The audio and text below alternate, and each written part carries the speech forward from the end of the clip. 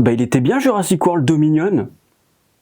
Ah mais non, c'est pas Jurassic World Dominion, c'est ce qu'aurait dû être Jurassic World Dominion. Je vous laisse aller voir mon avis sur ce film, hein, vous verrez, je me suis bien amusé. Salut les cinéphiles de l'extrême et bienvenue pour cette nouvelle critique à l'arrache où nous allons parler de La fin d'Oak Street, réalisé par le mec qui a fait It Follows. Et si vous n'avez jamais vu It Follows, eh bien regardez-le parce que c'est vraiment une tuerie. J'avais fait une vidéo au moment de sa sortie, je crois qu'elle a plus de 10 ans maintenant cette vidéo. L'histoire de ce film, rapidement, c'est une famille qui, avec tout son quartier, se voit projeter au Jurassique, ou plutôt au Crétacé, mais on sait pas trop, parce qu'ils ont mélangé un peu toutes les époques. D'un point de vue paléontologique, c'est un peu n'importe quoi. Et donc bien évidemment, leur but, ça va être de survivre, hein. Donc voilà, c'est un survival horror avec des dinosaures dans un petit quartier, voilà, dans une petite banlieue tranquille. C'est vraiment ce qu'aurait dû être Jurassic World Dominion, c'est-à-dire des dinosaures dans un terrain urbain, quoi, un peu à la manière de la fin du Monde Perdu. Déjà parlons de la mise en scène, parce qu'on parle du mec qui vient du cinéma indépendant, du cinéma d'horreur avec It Follows, et It Follows, c'était beaucoup de hors-champ,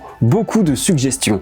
Et là-dedans, dans ce film, là, dans La fin de Oak Street, on retrouve sa patte. C'est-à-dire que les dinosaures, tu les vois pas tout de suite. Il y a d'abord une petite ombre qu'on voit au loin, une silhouette qu'on n'arrive pas trop à distinguer, une patte qui va être aperçue par-ci par-là, des bruits, voilà, tout est en hors-champ, ça laisse ton imaginaire travailler. Et It Follows, c'était exactement ça, c'était une apparition fantomatique, c'était une présence qui était là sans être là, parfois tu pensais que l'entité était là mais elle ne l'était pas, donc t'as l'impression d'être toujours en danger, et en fait Oak Street c'est aussi ça, quoi. On retrouve cette idée. Et ce que j'aime beaucoup dans la mise en scène, c'est qu'il y a une espèce de paradoxe, c'est que autant le réalisateur adore le hors-champ, travailler sur tout ce qu'on ne voit pas, et d'un autre côté, il y a des moments où il utilise constamment la double focale. Alors la double focale, si vous ne connaissez pas, vous l'avez peut-être vu chez Brian De Palma, notamment dans Mission Impossible, vous voyez par exemple qu'il y a Jean Reno qui est en gros plan, et derrière il y a une souris je crois, et on voit cette souris, il n'y a pas de flou. Et en fait, dans ce film, dans Oak Street, La fin de Oak Street, eh bien, ça revient tout le temps. C'est-à-dire que l'arrière-plan n'est jamais flou, le premier plan n'est jamais flou. Tu vas avoir par exemple Anne Hathaway avec un de leurs enfants, et ben les deux sont nets à l'image. Donc il y a ce truc de je ne montre pas tout de suite les créatures, par contre je montre tout à l'image quand il s'agit de l'humain. Et en y réfléchissant, cette double focale, je pense qu'elle fait part de ce que représente pour le réalisateur la vérité. En fait, la vérité dans son film, elle se traduit par cette double focale, c'est-à-dire quand les gens commencent à être honnêtes, à commencer à parler d'eux-mêmes, là eh bien tu as cette double focale où tu as toute la famille qui est en train de discuter de comment ils vont survivre et tout. On met les choses à plat. Certes, tu vas avoir par exemple Ewan McGregor qui est au premier plan et son fils qui est au second plan, et en fait ils sont du même avis. Donc en fait ils sont tous les deux dans le même plan. Ils ont leur propre vérité, et la mère et la fille ont leur propre vérité aussi. En fait, il y a une sorte de dichotomie. C'est pour ça qu'en fait, on a une espèce de champ contre champ entre les deux parties de la famille, avec cette double focale qui t'explique que les deux sont ensemble et les deux sont ensemble. Et quand je parle de vérité, c'est que derrière, je pense que ce que ça traduit, c'est la manière dont la banlieue, on va la refaire. La vérité dans le sens que en banlieue, eh bien tout le monde est au courant de tout le monde, voilà. Tout le monde sait tout sur tout le monde. Il n'y a aucun secret pour personne parce que tout le monde se mêle de tout. Et en fait, il y a ce moment quand même où au tout début du film, tu as Anne Hathaway qui parle avec une de ses voisines chez elle, et en fait on voit ce qui se passe à l'extérieur. Et en fait c'est comme si dans les résidences pavillonnaires, tu ne pouvais rien cacher à personne. Tout est visible. Donc c'est pour ça que je parle de notion de vérité avec la focale, la double focale. Je pense qu'il doit y avoir un peu de ça. Et voilà, après j'ai vu le film qu'une fois, voilà, je sors de la salle, c'est des petits éléments d'analyse que je peux balancer comme ça, mais je peux pas vous en dire plus, quoi, faudrait le revoir ce film. Mais il y a de très bonnes idées de mise en scène, vraiment. C'est pour le coup, ce que j'aime, c'est que je retrouve quand même un peu l'esprit Jurassic Park en fait, hein, on va pas se le cacher. Et d'ailleurs c'est produit par la boîte de prod de J.J. Abrams qui est aussi derrière Jurassic World, et voilà. Jurassic World, on s'en fout vraiment. En fait c'est ce film qu'il aurait fallu sortir comme une espèce de digne héritier de Jurassic Park. Et donc là je me retrouve face à ce film où je me dis ah ouais, ça y est, on fait un vrai vrai film de dino, parce qu'on avait eu aussi 65 millions d'années, je crois qu'il s'appelle, avec Adam Driver, où clairement tu te dis oui, vas-y, du survival avec des dinos, mais c'était nul, c'était chiant. Ce que j'aime dans ce film, contrairement justement à 65 millions d'années là, c'est que il y a toujours une double lecture. Il y a à la fois ce côté très humoristique qu'on peut avoir dès le début du film, hein, tout le monde est heureux, tout le monde est génial, machin. Et puis dès le direct, au bout de 5-10 minutes, eh ben, ça commence à s'effriter. Le couple va pas bien, il y a des histoires, le voisin s'embrouille. Et en fait tu te dis, toute cette parade, ce théâtre en fait de ce qu'est la banlieue heureuse machin entre voisins, elle s'effrite assez rapidement, comme tu peux l'avoir par exemple dans American Beauty ou Blue Velvet en fait, sauf que là c'est avec des dinos. À un moment je me suis marré tout seul dans la salle, parce qu'on a le couple qui se fait poursuivre par des théropodes, ce qui semble être des raptors, mais on reviendra plus tard hein, sur les espèces et leur visuel, parce qu'il y a des choses à dire.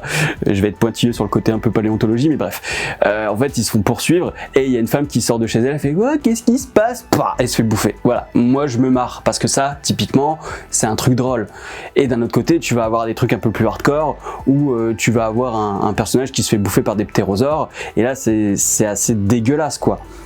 Et sans spoil, le film est culotté dans son scénario. Il se passe des choses autour des personnages principaux que tu ne verras pas partout dans les films blockbusters, dans les films grand public. Alors celui-là a un petit avertissement, mais c'est pas vraiment un moins de 12 ans ou quoi, c'est juste avertissement quoi. Donc ça reste familial. Disons qu'à partir du moment où tu as 9-10 ans, c'est bon.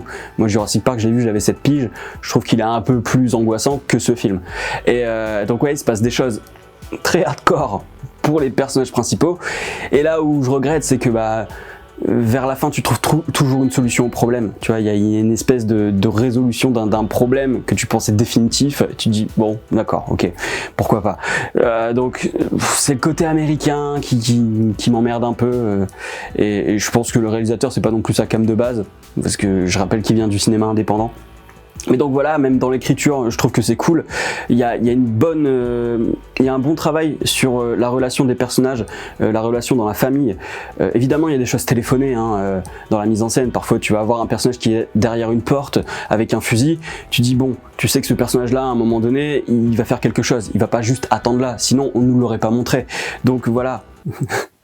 C'est marrant parce que le personnage a un fusil et c'est un fusil de Tchekhov, haha. Et oui, ça fait pas rire tout le monde, mais moi ça me fait rire. Donc oui, dans le scénario, il y a des grosses ficelles, tu sais un peu comment ça va se dérouler, mais c'est vrai qu'il y a quand même pas mal de choses où tu te dis c'est mystérieux, qu'est-ce qui se passe, je comprends pas trop bien pourquoi, ils s'embrouillent au début, machin, et donc ça ouais, c'est assez prenant. Et puis voilà, l'évolution des personnages, c'est-à-dire que tu vas avoir quand même l'accomplissement du héros, le parcours du héros habituel quoi, c'est-à-dire un personnage qui a rien demandé et qui se retrouve quand même à faire des trucs assez ouf pour sa survie et pour la survie de sa famille par exemple. Donc oui, il y a des ficelles dans le scénario, mais on s'en fout parce que en fait vraiment dans la mise en scène et dans la relation entre les personnages c'est tellement cool à suivre que tu fais pas trop attention à ces choses là, tu dis bon d'accord, allez c'est des mécanismes habituels et puis on passe à autre chose, c'est pas grave. Là où j'ai du mal à passer à autre chose c'est au niveau des dinosaures. Les sauropodes ont des poils. Alors là, non. Alors bravo, vous avez mis des plumes sur des théropodes, donc les carnivores. Mais non. Pas de poils sur les sauropodes. Pas de poils sur un diplodocus. Pas de poils sur un brachiosaure, je crois aussi que j'ai vu. Et là, faudra m'expliquer, parce que tu as un T-Rex, un spinosaure, et puis un brachiosaure et un diplodocus. Mais les brachiosaures et le diplodocus ne sont pas de la même ère que le spinosaure et le T-Rex.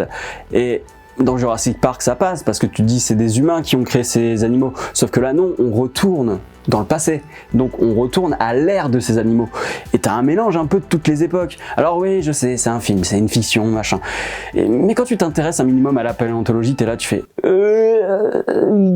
non, c'est pas possible. Et à la rigueur, que des espèces qui ne sont pas de la même époque se rencontrent dans ce film, je m'en fous. Mais les poils, putain non, les poils, je ne peux pas. C'est pas possible, c'est pas possible. J'ai bugué. Et en fait, je comprends la motivation, c'est que ça donne quelque chose de l'ordre du fantastique. Même ces poils là sur les sauropodes, ça me rappelait un peu des personnages qu'on a dans Dark Crystal. Donc voilà, un film de 1982 je crois. D'ailleurs le film se passe en 1982. Il y a une très bonne playlist, voilà, c'est juste au passage, voilà, j'ai bien kiffé. Je connaissais toutes les musiques, j'étais très content, je les ai dans ma playlist. Et là je les ai écoutées au cinéma, j'étais content, voilà. Bref, les sauropodes avec des poils, ce n'est pas possible. Mais je comprends la démarche. Je comprends la démarche parce que même les sauropodes finalement ont un petit côté effrayant. Dans le sens où il y a une espèce de bizarrerie. Et en plus, ouais, à un moment, je vois des diplodocus et enfin, ils sont poilus partout, mais sur le dos, ils sont lisses. Je dis, mais pourquoi? Enfin, je comprends pas. Je comprends pas. C'est pas des ankylosaures, mais c'est de la famille des ankylosaures. Mais pareil, je ne sais plus du tout s'ils sont de la bonne époque. Le spinosaure. Pareil, on le met, enfin certes, il y a un endroit marécageux et à un moment il va boire dans une piscine. Mais pourquoi il vient à cet endroit-là? C'est pas du tout son mode de vie, c'est plutôt un mode de vie semi-aquatique en fait, le spinosaure. Donc il y a des choses comme ça où je dis ouais non. Mais c'est mon côté fan de dino en fait qui parle. C'est-à-dire que n'importe qui s'intéresse à un minimum va un peu tiquer là-dessus. Et je me dis c'est vraiment dommage avec tout le savoir qu'on a aujourd'hui de continuer à faire ce genre de conneries, sachant que vraiment tu tapes juste sauropode poil sur Google, t'auras la réponse. Et de la même manière, enfin il y a des preuves qui te montrent que les théropodes, donc les carnivores, avaient du duvet, avaient des plumes. C'est comme un peu les trucs historiques. Ok, c'est de la fiction, mais parfois tu vois, tu vas pas mettre des anachronismes dans un péplum. Sauf si c'est ta volonté, comme dans 2 heures moins le quart avant Jésus-Christ, tu vois, ce genre de truc. Et là, c'est quand même des anachronismes assez ouf. C'est-à-dire que tu vas prendre un péplum, bon, si l'amphore, elle a pas la gueule des amphores de cette époque et de cette région, bon, voilà, c'est très très pointilleux. Alors que là, aujourd'hui, quasiment tout le monde sait que les sauropodes n'ont pas de plumes ou de poils et que en revanche, par exemple, le T-Rex devait certainement en avoir. Je pense qu'il y a suffisamment d'informations qui sont passées, que ce soit dans les JT de 20h ou ce genre de choses, pour que la population le sache. Et là, je me suis retrouvé avec ça, j'ai fait oh non. Donc voilà. Je crois vraiment que c'est le gros bémol de ce film. Le gros bémol, c'est il y a un non-respect total de l'époque, de l'apparence des dinos. Alors, sujet à libre interprétation, mais en fonction quand même de ce qu'on a comme données. C'est-à-dire qu'on a des fossiles avec des traces de duvet ou de plumes. Jusqu'à preuve du contraire, sur les sauropodes, jamais de la vie. En tout cas, à la fin, Dog Street, bah vraiment, je me suis fait avoir. Je suis plongé dedans. Alors, peut-être, le début, c'est un petit peu long, mais je pense que c'est aussi parce que j'attends de voir le passage à la suite. C'est-à-dire que, ok, j'ai compris, c'est une banlieue, machin, mais il faut quand même nous montrer aussi que les personnages s'entendent pas très bien entre eux, que tel personnage est pas d'accord avec machin. Ok, je peux comprendre. Donc du coup, j'avais une certaine attente qui fait que l'introduction m'a peut-être paru un peu longue. Mais je comprends totalement qu'elle soit là, parce qu'elle participe à cette déconstruction de ce qu'est la banlieue et de ce qu'on sont les familles de la middle class propres sur elles des années 80. Voilà, il y a un discours sur l'homosexualité qui est à peine abordé. Et je pense que c'est dommage parce qu'on est quand même en 82. Je vous rappelle qu'en 82, c'est comme avec Stranger Things, j'avais fait une critique là-dessus. Je crois que c'est dans cette vidéo aussi, donc si vous voulez aller voir, n'hésitez pas. Donc oui, on est en 1982, je pense qu'il y a peut-être un regard à porter sur comment on percevait l'homosexualité à l'époque, ou ce genre de choses. Si tu le mets dans ton film, mets-le quand même en fonction de l'époque dans laquelle tu le situes. Je pense que là, ça aurait été peut-être intéressant de l'exploiter. C'est soit tu le mets et tu l'exploites, ça me dérange pas, soit tu le mets pas. Parce que là, du coup, ça donne vraiment l'impression qu'on est dans un 1982 alternatif où l'homosexualité était déjà bien acceptée, alors qu'aujourd'hui encore, on a de l'homophobie qui traîne tous les jours. Hein. Je vous apprends rien. Donc voilà, c'est encore un tout petit bémol, mais c'est pas grand-chose. Le principal, c'est que le film est haletant, c'est que les personnages sont bien construits, c'est que les relations entre eux sont très bien écrites, et puis bah voilà quoi, on demande pas plus pour un film de dino. Ça reste quand même avant tout de la série B. On parle quand même d'un trou de verre de dinosaures. Et d'une famille dysfonctionnelle qui s'en va niquer du dino à batte de baseball et à coups de fusil quoi. Enfin voilà, qu'est-ce que tu veux de plus à ça? À partir du moment où c'est bien exécuté, que ce soit avec le principe du hors-champ, l'utilisation de la double focale, qui dit quand même quelque chose d'intéressant sur la manière de l'utiliser et ce que ça dit de la relation entre les personnages et de l'univers dans lequel ils gravitent. Je pense qu'il y a vraiment un truc à creuser sur l'histoire de double focale dans ce film. Ça m'a fait tilt tout de suite, j'ai percuté qu'il y avait quelque chose à traiter autour de cette double focale, donc ce sera peut-être l'occasion d'en parler en commentaire si vous voulez en débattre. Peut-être que vous avez un avis différent que le mien. Je ne sais plus parler, je ne sais plus improviser de vidéo. Bref, si j'ai une note à lui donner sur Captain Watch, ce sera j'aime beaucoup. J'aime beaucoup, voilà. J'ai un peu hésité à un moment entre j'aime un peu et j'aime beaucoup. Et puis après j'ai dit, vas-y, tu sais quoi, les dinosaures avec du duvet, avec des poils, les sauropodes là, bon allez, c'est pas grave. Les petits fusils de Tchekhov et les grosses ficelles scénaristiques, allez, vas-y, c'est bon, ça passe. On a tellement été habitués à des trucs débiles dans les Jurassic World que je laisse passer ce genre de petites nuances. C'est un parti pris du réalisateur, c'est une fiction, voilà, sauropode avec des poils, ce sera le débat de ce film, j'en suis sûr et certain. En tout cas, entre les petits fans de paléontologie, je sais qu'on va en parler, mais voilà. J'aime beaucoup, je sais que je vais vouloir le revoir et que je vais peut-être vouloir vraiment m'imprégner de cette double focale et essayer de la comprendre. Donc voilà, n'hésitez pas à me dire vous en commentaire ce que vous avez pensé de ce film, un petit like et un partage pour donner un petit coup de boost à la chaîne, parce que là je reviens, voilà, j'ai déjà ressorti 2 shorts, il y a cette vidéo là qui sort, il y a une vidéo sur Lanterns qui va débarquer aussi ce week-end, et puis j'ai une vidéo vide-grenier aussi qui va arriver, et puis j'ai déjà un calendrier de tout ce qui va sortir au fil des semaines, machin.